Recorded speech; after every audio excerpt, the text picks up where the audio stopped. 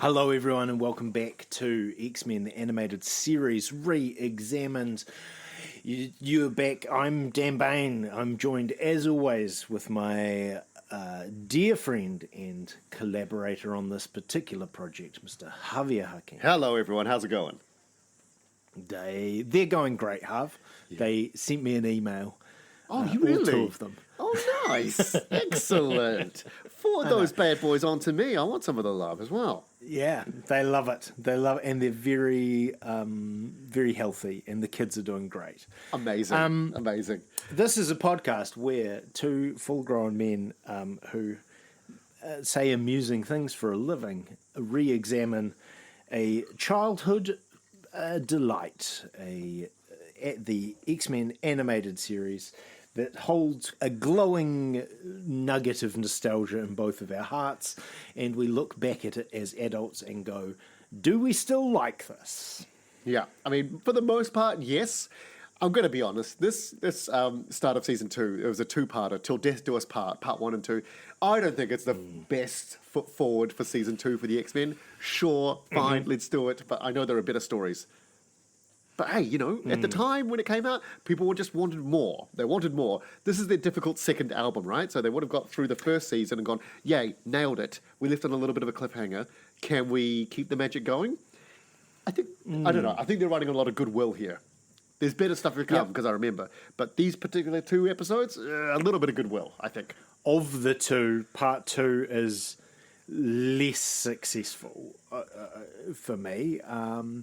What are you talking about, Dan? There's so many introductions of amazing characters who are just so fleshed out and not two-dimensional at all. We'll definitely get to that because that was an exciting moment for me. Oh my god! Yeah. But tell us how. Give us a bit of an overview before we kick into kind of the. When we last left the X-Men, Jean Grey and Cyclops had gotten married and then left to go on their honeymoon. Morph had come back after being left off for most of Series 1. He's come back and he's got a bit of a chip on his shoulder. He's out for revenge on the X-Men. He's messing with them in the X-Mansion. He's got Storm in the hospital. He's got Gambit taken out by Rogue. Beast is trapped in the danger room. Wolverine's gone off to try and find Jubilee. Jubilee's gone off to confront some racists on her own. It's all just chaos, and there's a bad called Mr. Sinister who's pulling all the strings behind this. It's not a good time to be an X-Man. It's all accelerated incredibly quickly, and I guess to give the show its credit, it has managed to get all of these kind of dominoes in play and kind of working out in a really short stretch of time. There's a lot of balls in the air. And I think they actually did. Yeah, I think you're right. Credit where credit's due. I think they managed to do that quite succinctly and, without making it too complex for anyone. Yeah. So let's. The episode picks up with Cyclops and Jean on a boat on their honeymoon. This is their honeymoon. And they go. Scott says, "Oh, not another person for 1,000,000 miles around, for 100 miles around," and then someone just pops out. They're on a boat next to a shore. You thought they were in the middle of the ocean. They're just going next to a shore. And then an annoying character called Ruckus, who's one of Sinister's goons, starts literally jumping and hopping across the rocks and goes, "I've got a message for you," and uses a sonic scream to shipwreck the boat. Yeah. So this guy's entrance, it's incredibly camp. For starters. Yeah. Like, he is just... And I had no idea who this guy was. So what a surprise. I decided... after he kind of energy blasted with his voice the boat, I decided to pause the episode and have some guesses as to what his name might be. He was really giving you some Rumpelstiltskin energy there, was he, Dan? He was giving me a lot of Rumpelstiltskin energy. Like, he comes out jumping on these rocks in like pink jodhpurs.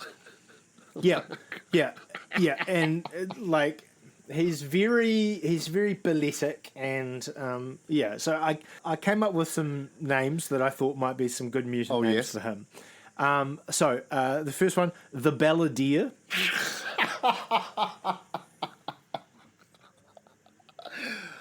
Oh, I wish. I wish. Yeah. Then I wasn't quite sure if his ability was, at this point, I wasn't sure if his ability was he has like a scream kind of sonic attack, Yeah. or if it's a water control. Like I can control the waves. Yeah, welcome to my domain. Yeah. So I was like, oh, his name's Energy Wave. Ooh, I know that. My other thought. Then I was like, no. His name is the Prancer. Yes. I mean, it holds up. It really does hold up. Yeah, you can see it would make sense. And then finally, I was like, no, it's Spring-Heeled Jack. And I thought that would be a cool name. For a mutant. Yeah. But it's and also none of those. A superhero that kind of existed during the American Revolution as well. Yeah. Yeah. Exactly. Courage, lads! It's Spring-Heeled Jack. Yeah, exactly. It feels, maybe he's also immortal. Who knows? He's really got that Tom Bombadil energy entrance when he comes out. There's a lot. I find there's a lot of, irrespective of your mutant powers, you get high-level gymnastics for free. Yeah. I was waiting for something bad to happen when Jean and Scott were on their honeymoon, just enjoying it. One, because they're too happy, and anytime Scott is too happy, something bad is about to happen. And also, they weren't wearing their life jackets. So this was a maritime disaster waiting to happen no matter what. Something was going to go wrong with that lack of care around water safety. Yeah. You shoot optic blasts, Scott, okay? You're not fucking Aquaman. Put a life jacket on, mate. The Prancer sinks their boat. Sorry. I want you to only refer to him by some of your brainstormed names.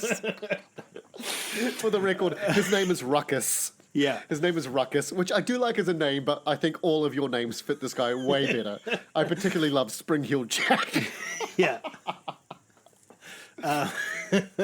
So washes them, and then it's like the United Nations of bad guys are waiting on the beach. They've all got a distinctive accent and a shit power. And these are like Sinister's goons, I guess. They are Sinister's goons. I will. Would you like to have a guess at what the name is of the group?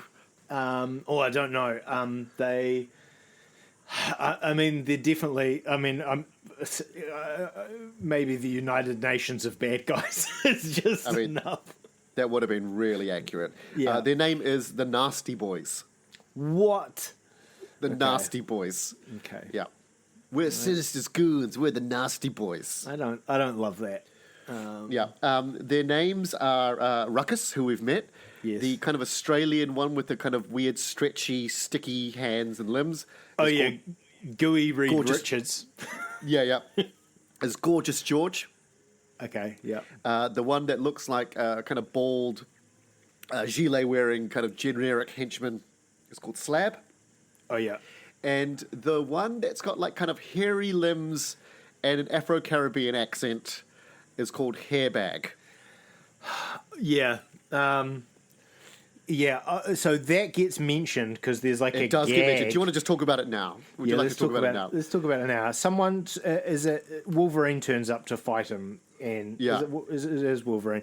It is Wolverine. Wolverine loves to give someone a diminishing nickname that strips them of their mana. And he calls this guy, he's like, all right, Hairbag. And this guy's like, how do you know my name? And then he says, are you making fun of me? And I thought, dude, this is all on you. You choose a better name. It feels like he didn't get to pick his own name at the foundation of the Nasty Boys. He's very much like the Mr. Pink of the group. Yeah. Why do I have to be Mr. Hairbag? Yeah. And he's also got, it's weird because he's got this really thick Afro-Caribbean accent. So he's like, who told you my name? That's right. Yeah. Hairbag. Yeah. It's so bizarre. And one of them's got the weird Australian accent. I don't know, like, honestly, I don't know. Gorgeous George, there's not much about this character. I don't know if he's Australian or he's supposed to be, like, Cockney. Yeah, because it feels like an Australian accent, by a voice actor who's lied on their CV and said, "Yeah, I can do an Australian accent. Of course I can." Yeah. Of course I So can. Scott and Jean are ambushed and captured by the Nasty Boys, who use the collars that take away the mutant powers that we saw on that they used on Genosha. Yes. I've always thought, well, Rogue, just get one of these collars, and then you and Gambit could be together. Yeah, that's a great point. And then to take it off, it can be part of the sexy time game. Ooh, Exactly. Someone need to put their collar on. Oh, it's got. I mean, it's like, got right everything, there, isn't it? It's right there. It's right there. there. Oh my god! Gambit would explode. I know. Like, he was like, I get to put the collar on you, and then know. we get the sexy time. Holy shit! Yeah. Wow! I know. Sacre bleu! So then we cut away. What I love is we cut away to where Jubilee has been kind of captured by the Friends of Humanity, and they're holding an event, and the event is advertised. It's like in a theatre, and what I love is the theatre outside it's advertised, and it says Friends of Humanity tonight, and they've spelt tonight wrong. Yeah. And I love that what a subtle little dig of like, look at these bigoted idiots. They can't even spell tonight right. And then, and the show or the event seems to be building to being a live execution of Jubilee. Yeah, they're going to bring her out. So, they bring out Jubilee and Wolverine saves her. But, like, what were you going to do with Jubilee? Yeah. I'm glad that Wolverine did arrive at the time he did, so we didn't have to work out what exactly the plan was here, like how they were going to go about it, or like we never quite get into that. And it's a great rescue. I love it. He drops in. There's some classic. He cuts through their banner to slow his descent. That's kind of great. Classic swashbuckling entrance, isn't it? The other thing about when they cut, so after we realize that they've spelt tonight wrong, and it cuts to inside the theater. Did you notice that all the people are chanting leader, leader? They're not saying a name. They're literally like is that lazy writing, or are they trying to make a little dig at how stupid these bigoted people are? That they just literally chant leader, leader. Like, we need leadership. We're sheep. Leader, leader. And also, there is one, when they bring out Jubilee, and they're like, yeah, here's one of the mutants. There is a guy in the crowd stands up, and he's like, yeah, you stinking mutie or something. They've got a very distinct Australian accent. This is what bigots sound like. Yeah, we've done the research, guys, and this is the most bigoted accent we could find. Here you go. Or maybe they were just like, hey, we've got the guy who's doing the voice for Gorgeous George. Did you want him for this little bit part as well? Yeah. Because we're paying him anyway. He's here till 5. Yeah. I can't remember if it's in this episode or if it was in the one before. But they're playing pool. Yeah. Might have been in the one before.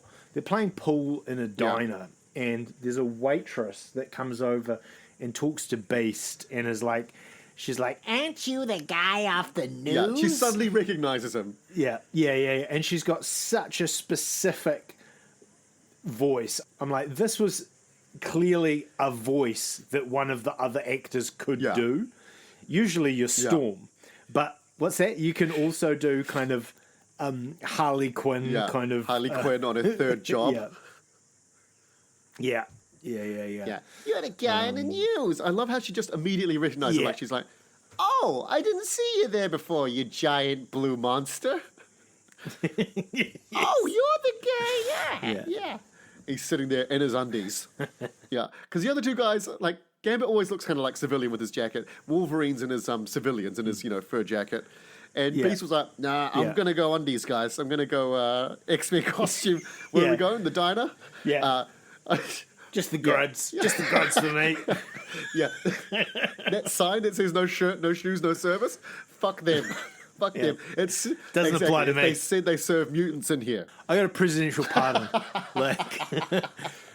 You wouldn't believe how far it extends. Yeah. So the Friends of Humanity try to frame these guys, the mutants, to look bad and everything.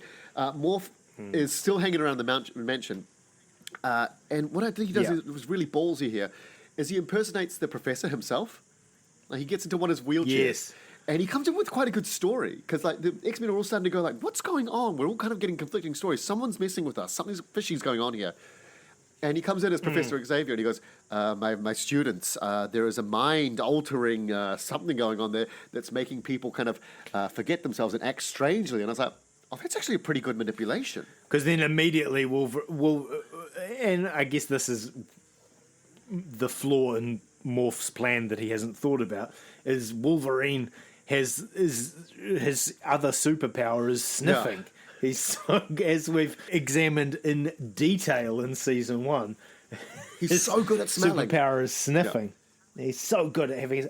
There's also a reference to it after he rescues Jubilee. He says, I love this line. He's like, "I had to sniff a lot of bubblegum to find you." It does. It's such okay boomer energy, isn't it? Yeah. Do you know how many TikToks I had to look through to find your teenage ass? Yeah. Yeah. I had to download Very Snapchat to good. find you. Oh, I hated that. Yeah. But yeah, so Wolverine immediately, but then to the quality of the plan, immediately Morph as Professor X is like, oh no, the energy ray is clearly affecting Wolverine. Yeah. Quick, restrain him. And it almost works. I mean, I thought Morph was doing really well there. I was like, Morph, you could carry this. But then he gets revealed by the classic, not really paralyzed. Kind of. That's right. He falls out of the wheelchair, and then Gambit just goes, I wonder if I'm going to scare him by making him think a card's going to explode. And he throws it at him, and he just gets up and goes, oh, shit. He's like, oh, you got me. It's a miracle. Doesn't he say something like, I'm healed? Yes, he does. He tries to play it for another couple of seconds. Praise Jesus. Oh, wow. It's a miracle. Yes. Yeah, that was great. And then he hoons off... he hoons off the and they're old like, smoke lock grenade, down the mansion. a plasma grenade is what they say. Probably with the same animation as before, right, Dan? Reusing all these animations. He gets to the Blackbird, which he's clearly trying to steal, and then Jubilee and Wolverine have beaten him there in it. And I like how they're not scouting around. They're just like, no, we'll wait inside the plane because I reckon he's going to come here, okay? And then when he goes to open the door, then we'll just be there. Don't you think we should search and patrol? No, he's coming here. I know this guy. No. I've smelled him. I know his scent. Yeah. He's got the scent of, I want an aeroplane. And then there's the classic, the crusty gambit from that episode of The Simpsons where Homer goes to clown school and then the Mafia are going to kill, also want to kill Krusty. Oh, yeah, which one's the real Krusty? Which one's the real Which Krusty? one's the real and Wolverine? It's which one is the real... Yeah. And Jubilee blasts the right Wolverine. Yeah. Or the actual Wolverine, and then Morph gets away. Something that I really noticed in this episode particularly is all of the planes in this kind of episode and that are owned by mutants, they're real quick start. Oh, yeah. Like, you can just get in a plane, turn it on, and just take off. That's X-Men money, baby. And it happens... Yeah, that's mutant money. The Nasty Boys have a plane that does that as well. They do. No, good point. That's nasty money. Spring Hill Jack had to do a lot of dancing to get the money for that plane. Yeah. When Morph escapes by throwing the plasma grenade and they're hunting for him, Beast goes, I'm going to lock down the mansion's defenses. He's not going to be able to leave. Yes. And then he just gets in the plane and goes. And Hank, did you think about maybe closing the hangar doors? Maybe? I locked the front door and the back door, but yeah, you're right. I really should have locked the hangar door that opens just out. That perfect escape vehicle that we've got, that high-tech jet. Shit. We should get a padlock. Guys, put that on my to-do list. I need a padlock, all right? Yeah. A padlock and a shirt. Put that on there. Those are my to-do list. Yeah. One thing that we notice here is that Wolverine, when he's talking to Morph, he says that he admits that Cyclops did what he had to do in that first mission where he left Morph behind. So, take that, everyone that was like, oh, Cyclops is a fucking deserter and, left Morph to die. He did it for the team, and Wolverine knows it now. Everyone does kind of, I think, by this point, has kind of come to grips with that choice. now that the rawness of the moment has passed for them all. So they all end up on the island where Scott and Jean are, because Morph goes to see Sinister there, and the other X-Men track him down there. Yeah. Sinister, in this meantime, he's been telling Scott and Jean that he's wanting to genetically engineer the perfect mutant, and he pulls out a tentacle with teeth on it, and he just kind of goes towards Scott, and it's framed in a way where, like, he could have been putting that tentacle anywhere, and it sucks something out of Scott, right? Yeah. Grow up. Get your minds out of the gutters, you children. It really is the world's most frightening fleshlight. It really is. I mean, it's very much like suggested to be tentacle porn on here, because we can't see where he puts it on Scott, but we do hear Scott go, he don't like it. Yes. Well, also it sucks Like out. a little jewel. It's and I kind of took this to be some sort of crystallized version of their DNA. Yeah, or some solidified form of their essence or whatever. You know, the MacGuffin that they need now, and they've got it out of Scott. In the comics, they do end up having a genetically perfect child, essentially. It's called Nate Grey, and it goes by the name of X-Man. So there is an X-Man in the X-Men, and it's this genetic engineering of the offspring of Scott and Jean, which is a different version, because there's also Cable, who is their son as well. But that's it from a different thing. It's complicated. In a different timeline. Yes. And X-Men was a series by its. There was actually a comic itself, was it? Was it? He had his own series. Yeah, I think. Yeah, he did have his own series. I think I've seen that about somewhere. Okay. So Morph's all conflicted and everything because Sinister's been manipulating him. But he does have this moment where he goes there to get revenge on Cyclops. And Cyclops eventually kind of talks him down, and Morph has this crisis, and he kind of realizes, like, that's right, Scott says to him, like, you're always one of the X-Men, you're one of our family, you're one of the X-Men, and he has this moment of Morph going, I'm one of the X-Men, and it kind of makes him snap out of his evilness for a little bit, and then Cyclops just escapes. This is what I'm annoyed. Cyclops just suddenly goes, I can just break out of these restraints, and I'm like, from a writing standpoint, get Morph to do that. Yeah. You've just talked him round. He should be the one to let you out of your shackles. You shouldn't just realize, like, oh, shit, I could just rip out of this anytime I want and rip this collar off. Oh, sorry, guys, I should have done that ages ago. What, did you just remember that you're strong? Yeah. What happened here? And he's ripped. They put a lot of effort into showing that he did have the physical strength to get through that. It had real, like, dad who's tired of the silly game energy. I'm like, okay, I'm just going to take these shackles off. I'm not playing collar anymore. I'm not playing prisoners anymore. I'm done. I'm out. I've been trying to work out kind of what Mr. Sinister's powers are. Oh, yeah. And because they seem quite...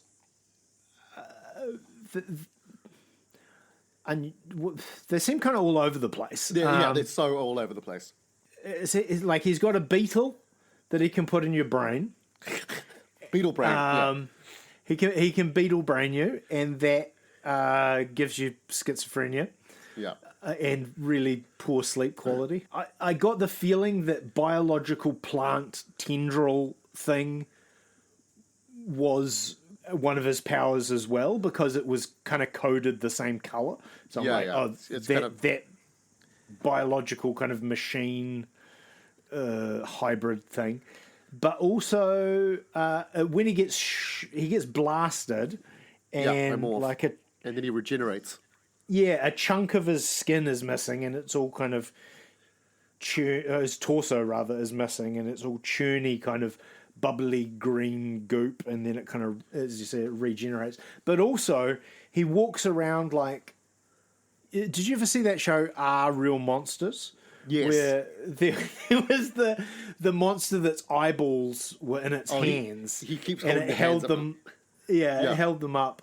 There's a bit where he's firing lasers out of his hands. Oh, right, and he's kind of got his hands extended above his head, like he's doing the start of YMCA. Yeah. I mean, like, so yeah. He's... Okay, Mr. Sinister started off in, I think, Victorian England as Nathaniel Essex, and he's been obsessed with genetics since Okay. the 1800s. So safe to say, his power set is all over the show. But people just kind of assume since he's been around for so long and been messing with like genetics and he's basically liked to liquefy mutants and try to extract their essence. That he's probably given himself some kickbacks along the way. Like anytime he's come across something cool, he's like, "Oh shit, I have a little bit of that."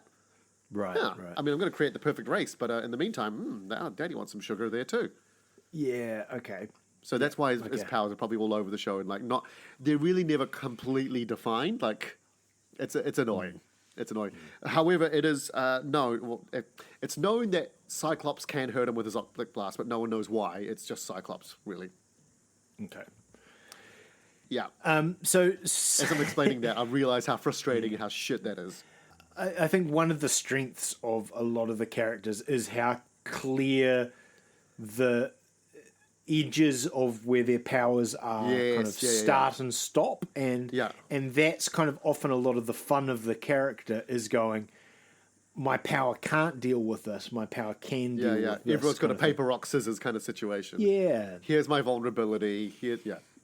Lazy writing, isn't it? Well, it's just muddy, right? So speaking of kind of lazy writing, I feel like it feels like a placeholder line when Cyclops comes out and he's like, "So you like playing God with other mutants' lives?" And it's like there's meant to be like a payoff to that question, right? And he answers it by saying, he's like, "So you like playing God with other mutants' lives? Well, just keep away from my friends."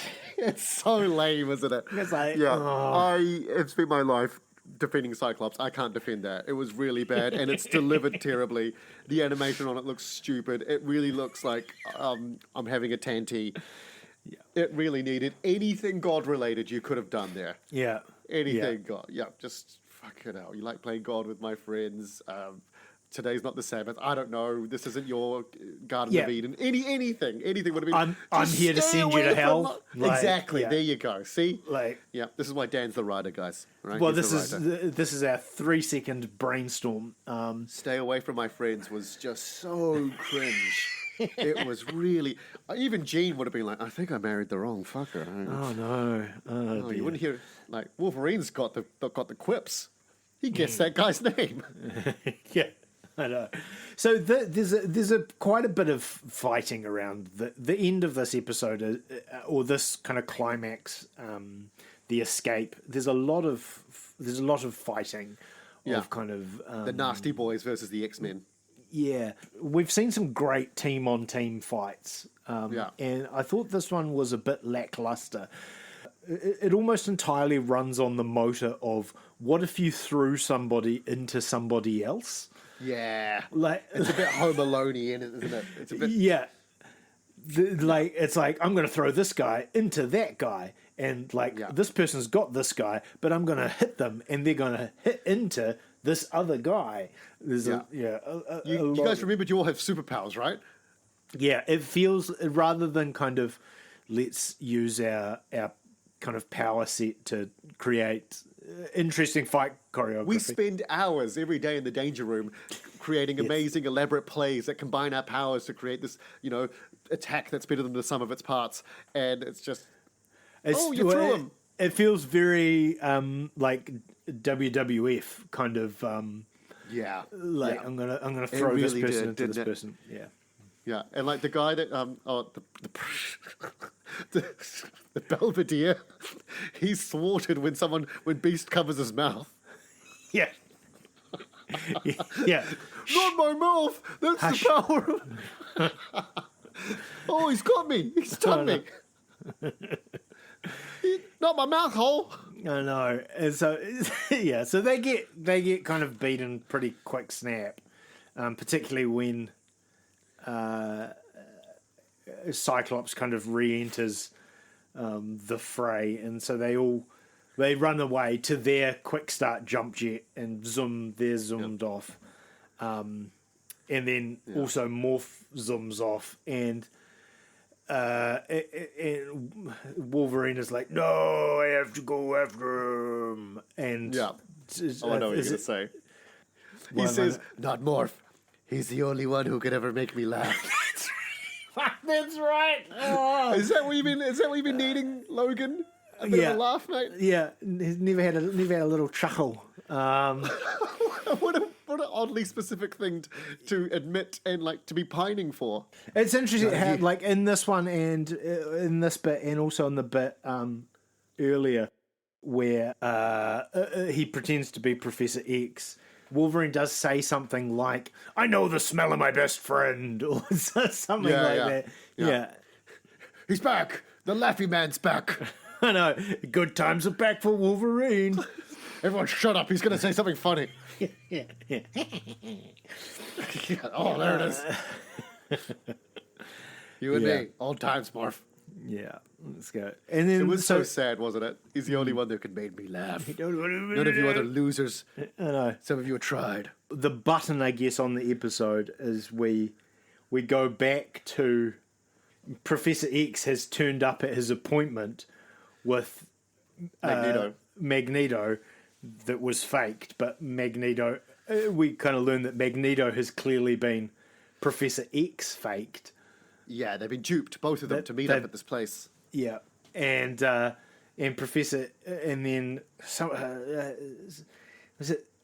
Someone says like the smell of Sinister is upon this or something. Yeah. Professor X does his like telepathy, and he goes, "Oh, there's a lingering sense of something sinister here." Yeah, and then there's an avalanche, and they realize they're being ambushed. Yes. What I realized at that point is Professor X is there in his famous floating yellow wheelchair. Yes, but Morph had used a wheelchair as well to impersonate the professor, so he's got two of those. At least two He's minimum. got at least two of them. Yeah. And you know what? For a piece of machinery like that, I'm glad he does have a spare in case one gets, damaged or caught in an avalanche or something. I couldn't help but go as Professor X went, "We've walked into a trap." Yes, I thought that too. I made a note and I was like, am I just a horrible person for saying, we've walked into a trap? Who's walking here, Charles? Yeah, not you. Magneto Charles. flew and you floated here. Yeah, I don't think either of them walked into this trap. I think they both arrived. It's very clearly leading up to the next episode. Yeah, and that's one thing that this series does all the time. It just keeps a story going forward. Like it never returns to the status quo, really. Yeah. Do you know what's sad at the end of this episode is when they realize that Morph was the pastor at their wedding, Scott and Jean. Oh, and yeah. So they go, we're going home, and Scott goes, "Yeah, unmarried." Yeah. Like, it's the only reason I want to come here because I want to get married. This is bullshit. I can't believe we got kidnapped and we're not even married. That's the ray of sunshine for Wolverine, though, right? Yeah, right. He's like, tell me more. Yeah, so that's where we leave. What do you think about this story arc, Dan? What do you think about this episode? Look, I think this episode was, for me, let down by a couple of things. And that's just weird nature of this team of villains. They just don't seem to me like the henchmen that Mr. Sinister should have. I mean, for a guy that's been like, I am all about genetically engineering perfect mutants, he's got a real ragtag team of like fucking B-grade benches, Yeah, to be honest, he strikes me more as a kind of Cobra Commander style villain rather than shots fired. Like where he's just got an army of goons rather than it feels like he should have like leather-clad goons in masks, in like cool masks, who kind of reference his aesthetic a little bit. Like, look at his fashion sense. He would have kind of knocked up a little bit of like, okay, we're all going to be wearing this. If you're rolling with me, okay, I can give you a good salary, dental, but you all wear this uniform, okay? Yeah. But you're going to love it because it looks cool. Whereas, having... I'm going to issue you your black lip gloss. All right, here you go, guys. Yeah. So we'll wear a mask. Yeah, sometimes the mask's going to come off. We're going to stay on brand. All right, guys? So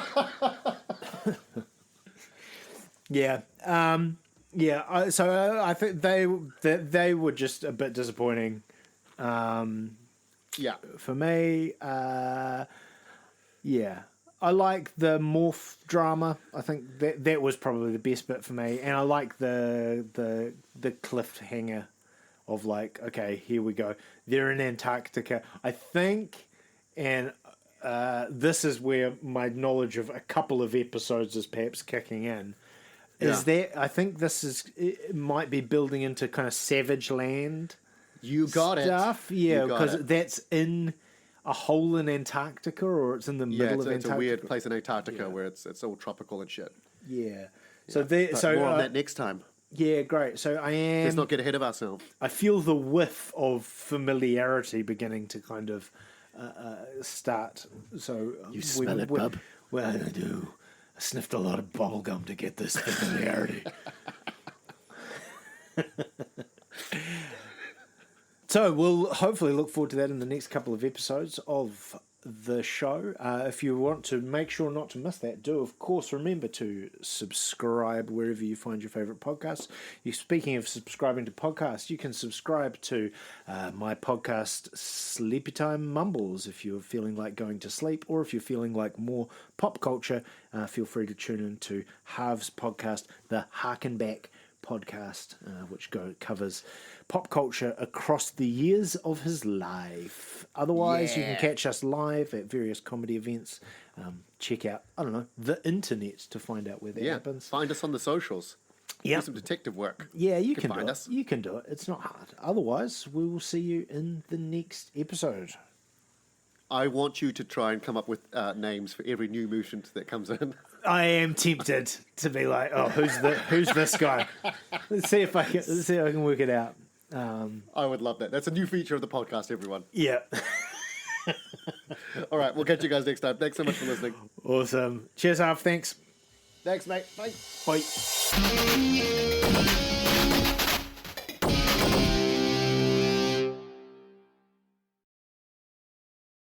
Are podcasts too interesting? Especially if you use them to fall asleep.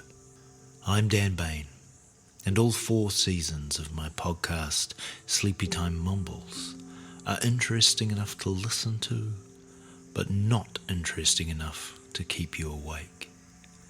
Sleepy Time Mumbles, a podcast you can miss, wherever you get your podcasts.